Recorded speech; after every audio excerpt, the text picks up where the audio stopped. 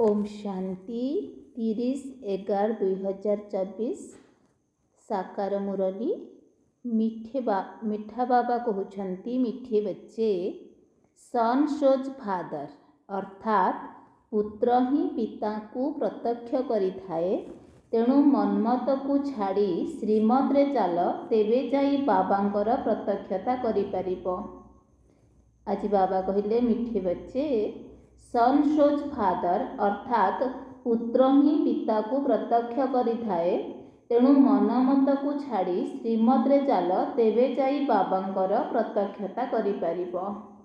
प्रश्न, बाबा केउं संतान मानकर रक्षा निश्चिंत करिथांती? उत्तर, जेउं संतान माने सच्चा अटंती सेमानकर रक्षा निश्चिंत होइथाए। जदि रक्षा न हेउछि, तेबे भितरे निश्चिंत किछि ना किछि मिछ रहिछि। पाठ पढ़ारे अनियमित हेबा, संदेह करिबा अर्थ भितरे किछि ना किछि मिछ रहिछि। सेमानकु माया पंझा मारिथाए। द्वितीय प्रश्न, केउं संतान मानक पाई माया चुंबक सदृश अटे? उत्तर, जेउमाने मायार सौंदर्य आड़कु आकर्षित होइथांती, सेमानक पाई माया चुंबक सदृश अटे। श्रीमत रे चालुथिबा संतान माने केबे हेले काहा प्रति आकर्षित हेबे नाही। ओम शांति। आत्मिक पिता आत्मिक संतान मानकु बुझाउछंती, पिला मानकर एही निश्चयता रहिछि जे बाबा आम संतान मानकु पाठ पढ़ाउछंती। सेइथिपाई गायन रहिछि, आत्मा परमात्मा अलग रहे बहुकाल, सुंदर मेला कर दिया जब सदगुरु को मिला दलाल। ब्रह्मलोकरे आत्मा माने बाबांका ठारू अलगा रुहंती नाही। सेठारे तो समस्ते एकत्र रहंती। अलगा रहिले अर्थात आत्मा माने निश्चय सेठारू विच्छेद होई आसी निज निजर अभिनय करुछंती। सत्व प्रधान अवस्थारू तळकू खसी खसी तम प्रधान होई जाउछंती। सेथिपाई डाकुछंती, हे पतित पावन आस, एठाकू आसी आमकू पवित्र कर। बाबा मध्य कहुछंती, मु प्रति 5000 वर्ष परे आसुछि। एही सृष्टिर चक्र हेउछि 5000 वर्षर। आगरु तुमे माने ए कथा जानि नथिल। जेहेतु शिव बाबा बुझाउछंती, तेणु निश्चिंत काहा शरीर माध्यमरे बुझाइबे ना। उपरु रहित कोनोसी कथा सुनाई पारिबे नाही। एथिरे शक्ति अथवा प्रेरणा आदिर कोनोसी कथा नाही। तुमे आत्मा माने मध्य शरीर माध्यमरे वार्तालाप करुछ। सेहीपरि बाबा मध्य कहुछंती, मु शरीर द्वारा निर्देश देउछि। सेही निर्देश अनुसारे जे जेतिकी चालुछंती, निज पाई ही कल्याण करुछंती। श्रीमत अनुसारे चालंतु अथवा न चालंतु, शिक्षकंक कथा शुणंतु अथवा न शुणंतु, एथिरे निजर ही कल्याण अथवा अकल्याण करुछंती। न पढ़िले फेल निश्चिंत हेबे। बाबा ए कथा मध्य बुझाउछंती, मो ठारू निजे शिखी पुणी अन्य मानकु शिखाइबाकू हेबो। फादर शोज सन, एहा कोनोसी शारीरिक पितांकर कथा नुहे। ये हेले आत्मार पिता। ए कथा मध्य तुमे माने जानिछ जे जेतिकी आमे श्रीमत रे चालिबा, सेतिकी वर्षा अर्थात संपत्ति मिलिबो। जे संपूर्ण श्रीमत अनुसारे चालिबे, से सेतिकी उच्च पद पाइबे। जे न चालिबे, से उच्च पद पाई पारिबे नाही। बाबा तो कहुछंती, मोते मने पकाइले तुमर पाप कटिजिब। रावण राज्य रे तुम उपरे तो बहुत पाप चढ़िछि। विकारग्रस्त हेबा द्वारा ही पाप आत्मा हेउछंती। तेबे पुण्य आत्मा एवं पाप आत्मा निश्चिंत अछंती। एवं पुण्य आत्मा मानक आगरे पाप आत्मा माने जाई मुंड नुआउछंती। मनुष्य मानकु ए कथा जणा नाही जे ଦେବତାମାନେ ଯିଏକି ପୁଣ୍ୟ ଆତ୍ମା ଥିଲେ ସେମାନେ ପୁଣି ପୁନର୍ଜନ୍ମରେ ଆସି ଆସି ପାପ ଆତ୍ମା ହୋଇଯାଇଛନ୍ତି। ସେମାନେ ଭାବୁଛନ୍ତି ଏମାନେ ସର୍ବଦା ପୁଣ୍ୟ ଆତ୍ମା ହିଁ ରହୁଛନ୍ତି। ବାବା ବୁଝାଉଛନ୍ତି ସେମାନେ ପୁନର୍ଜନ୍ମ ନେଇ ନେଇ ସତ୍ୱ ପ୍ରଧାନରୁ ତମ ପ୍ରଧାନ ହୋଇଯାଉଛନ୍ତି। ଯେତେବେଳେ ସମ୍ପୂର୍ଣ୍ଣ ପାପ ଆତ୍ମା ହୋଇଯାଉଛନ୍ତି ସେତେବେଳେ ବାବାଙ୍କୁ ଡାକୁଛନ୍ତି। ପୁଣ୍ୟ ଆତ୍ମା ଥିବା ସମୟରେ ବାବାଙ୍କୁ ମନେ ପକାଇବାର ଆବଶ୍ୟକତା ପଡ଼େ ନାହିଁ। ତେବେ ଏ କଥା ତୁମମାନଙ୍କୁ ବୁଝାଇବାକୁ ହେବ। ଏହି ସେବା ତୁମମାନଙ୍କୁ କରିବାକୁ ହେବ। ବାବା ତ ସମସ୍ତଙ୍କୁ ଯାଇ ଶୁଣାଇବେ ନାହିଁ ନା। ତେଣୁ ପିଲାମାନେ ଯୋଗ୍ୟ ସେବାଧାରୀ ହୋଇଗଲେ ପିଲାମାନେ ହିଁ ଯିବା ଉଚିତ। ଏବେ ତ ମନୁଷ୍ୟମାନେ ଦିନକୁ ଦିନ ଅସୁର ସଦୃଶ ହେବାରେ ଲାଗିଛନ୍ତି। ବାବାଙ୍କର ପରିଚୟ ନଥିବା କାରଣରୁ ଯୁକ୍ତିତର୍କ କରିବାକୁ ମଧ୍ୟ ଡେରି କରୁନାହାନ୍ତି। ମନୁଷ୍ୟମାନେ କହୁଛନ୍ତି ଗୀତାର ଭଗବାନ ହେଉଛନ୍ତି କୃଷ୍ଣ। ତୁମେ ତାଙ୍କୁ ବୁଝାଉଛ ସେ ତ ହେଉଛନ୍ତି ଦେହଧାରୀ, ତାଙ୍କୁ ଦେବତା କୁହାଯାଉଛି। ଶ୍ରୀକୃଷ୍ଣଙ୍କୁ ତ କେବେ ବି ପିତା ବୋଲି କୁହାଯାଇପାରିବ ନାହିଁ। ଏମାନେ ସମସ୍ତେ ତ ସେହି ପିତାଙ୍କୁ ହିଁ ମନେ ପକାଉଛନ୍ତି ନା। ଆତ୍ମାମାନଙ୍କର ପିତା ତ ଆଉ ଦ୍ୱିତୀୟ କେହି ନାହାନ୍ତି। ପ୍ରଜାପିତା ବ୍ରହ୍ମା ମଧ୍ୟ କହୁଛନ୍ତି ତୁମ ସମସ୍ତଙ୍କୁ ସେହି ନିରାକାର ପିତାଙ୍କୁ ମନେ ପକାଇବାକୁ ହେବ।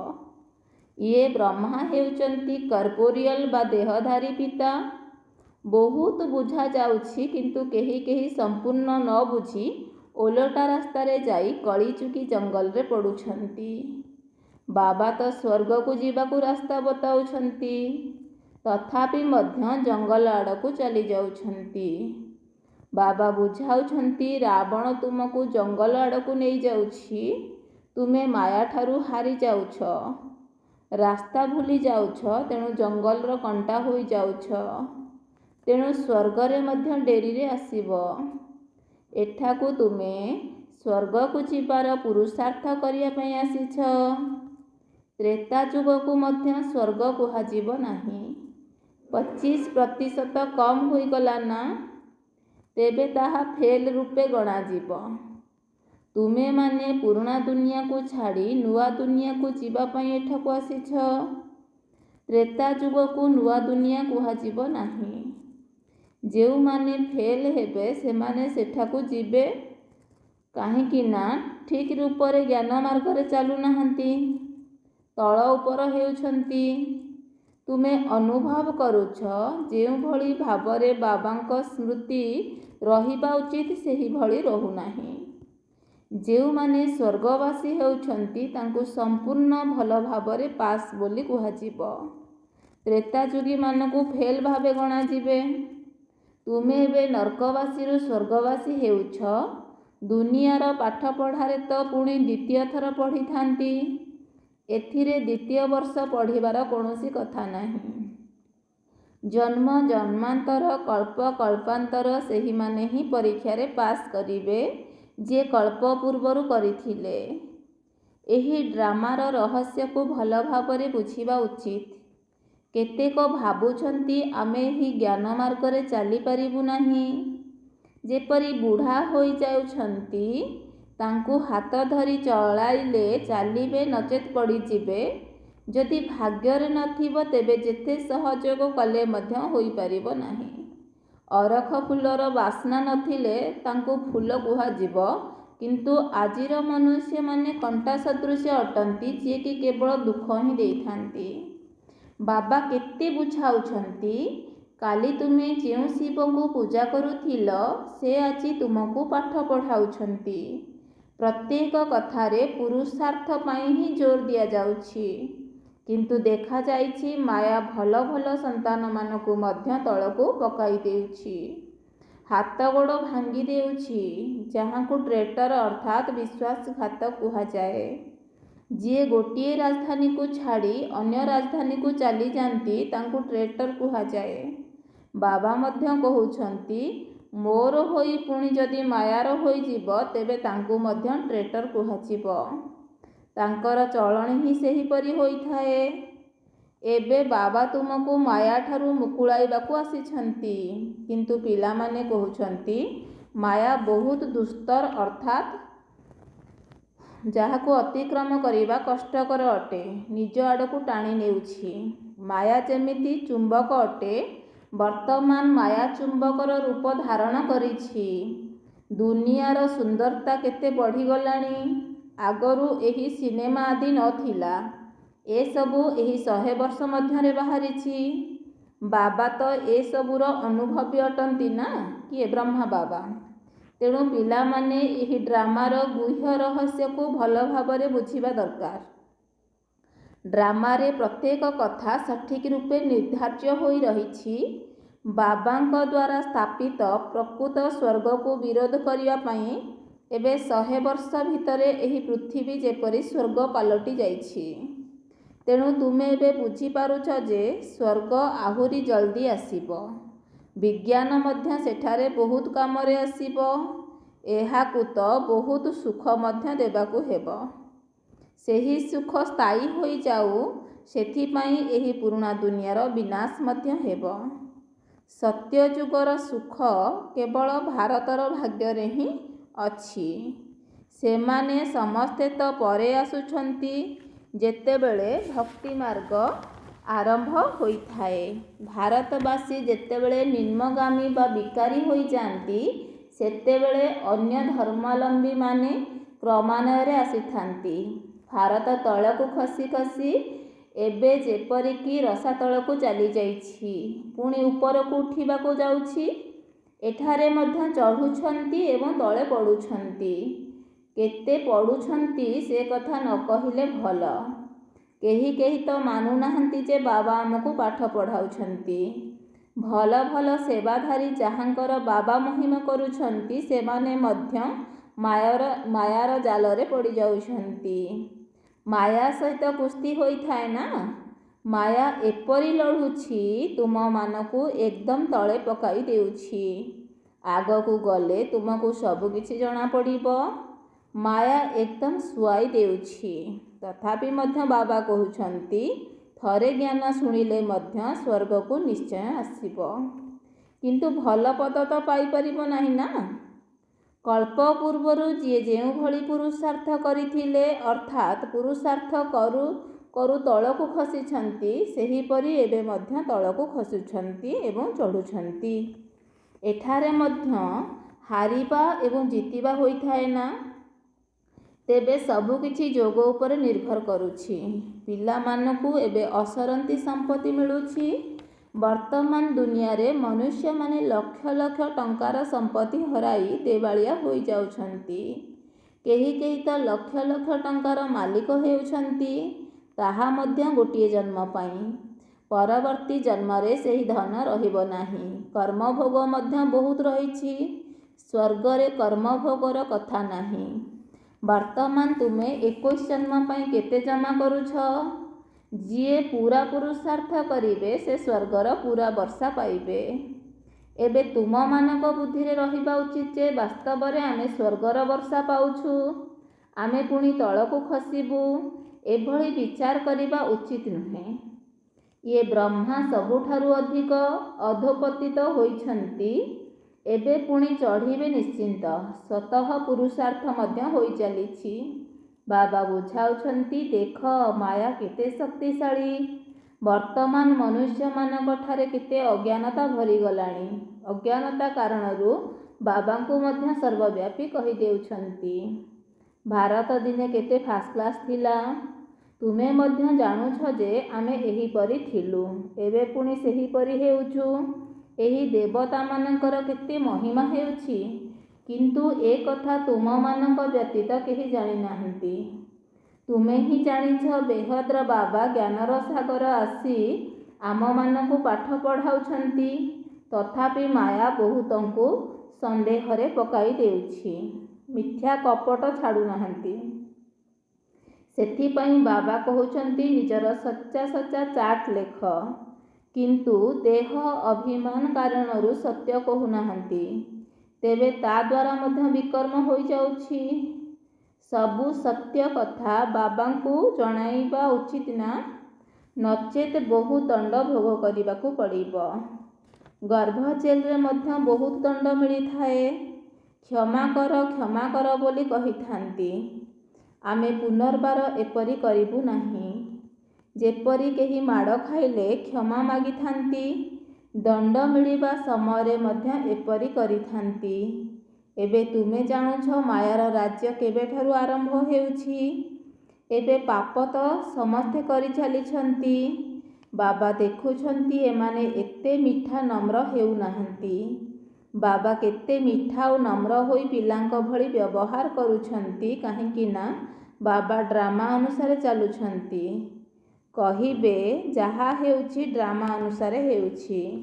ଆଗକୁ ଏପରି ନ କରିବା ପାଇଁ ମଧ୍ୟ ବୁଝାଇଥାନ୍ତି। ଏଠାରେ ବାପ ଦାଦା ଉଭୟ ଏକତ୍ର ଅଛନ୍ତି ନା? ଦାଦାଙ୍କ ମତ ନିଜସ୍ୱ ଏବଂ ଈଶ୍ୱରଙ୍କ ମତ ମଧ୍ୟ ନିଜସ୍ୱ ଅଟେ। ବୁଝିବା ଦରକାର ଯେ ଏହି ମତ କିଏ ଦେଉଛନ୍ତି। ଇଏ ବ୍ରହ୍ମା ମଧ୍ୟ ପିତା ଅଟନ୍ତି ନା, ତେଣୁ ତାଙ୍କର ମତ ମଧ୍ୟ ମାନିବା ଉଚିତ ନା।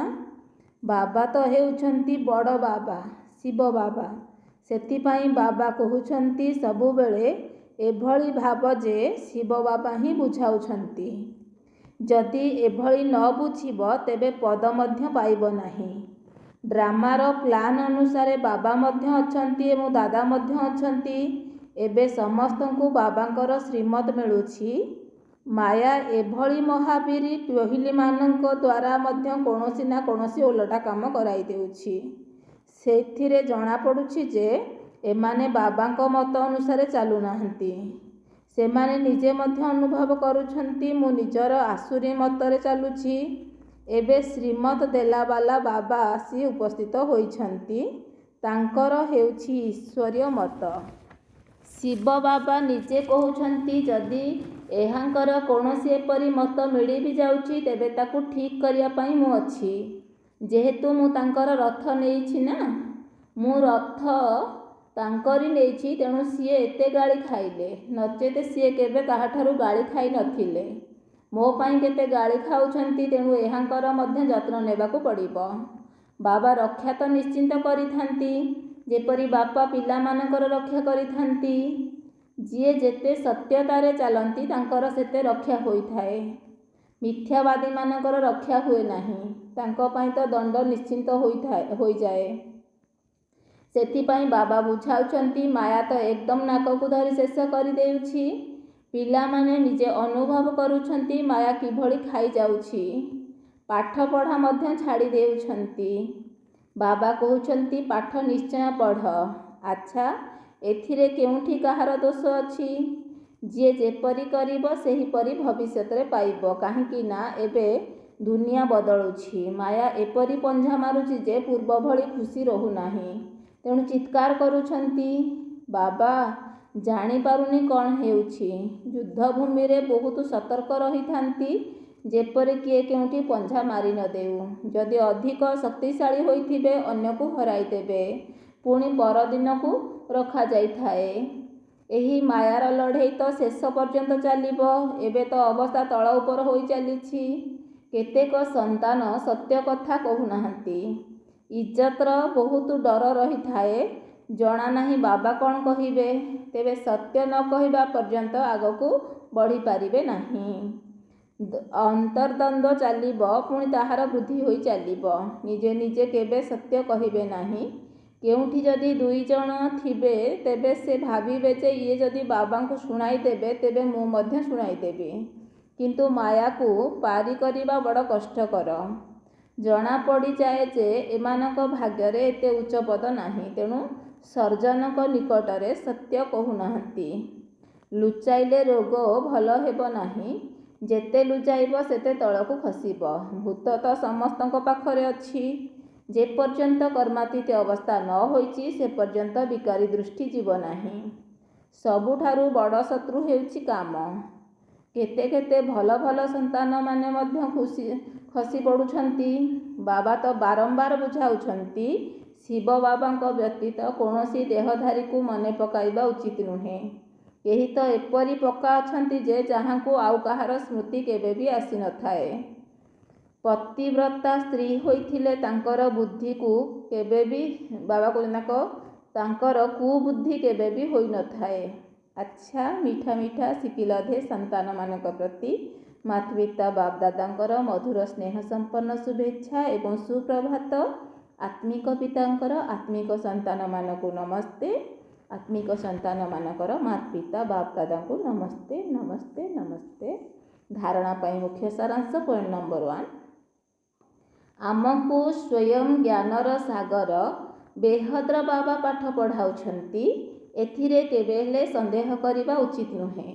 मिछ कपट छाड़ी निजर प्रकृत सचा सचा चाट रखिबाकू हेबो। देह अभिमान रे आसी केबे हेले ट्रेटर अर्थात विश्वासघातक हेबा उचित नुहे। द्वितीय पॉइंट, ड्रामार ज्ञान को बुद्धि रे रखी बाबांको समान बहुत बहुत मीठा एवं नम्र होई रहिबाकू हेबो। निजर अहंकार देखाइबा उचित नुहे।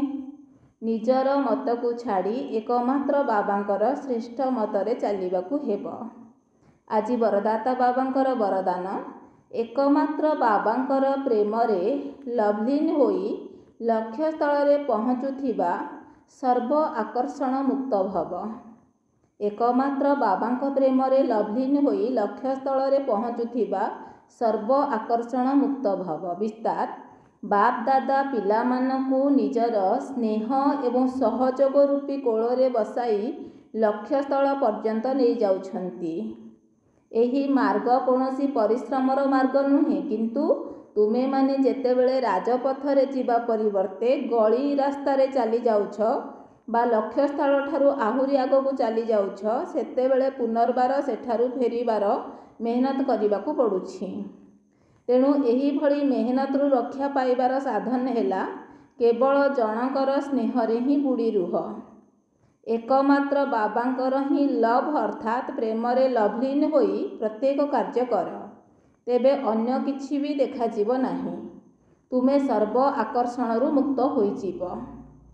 आजिर स्लोगान, निजर सौभाग्यर अनुभव निजर चेहरा द्वारा एवं चालीचलन द्वारा कराओ। आजिर स्लोगान हेला, निजर सौभाग्यर अनुभव निजर चेहरा द्वारा एवं चालीचलन द्वारा कराओ। अच्छा, ओम शांति।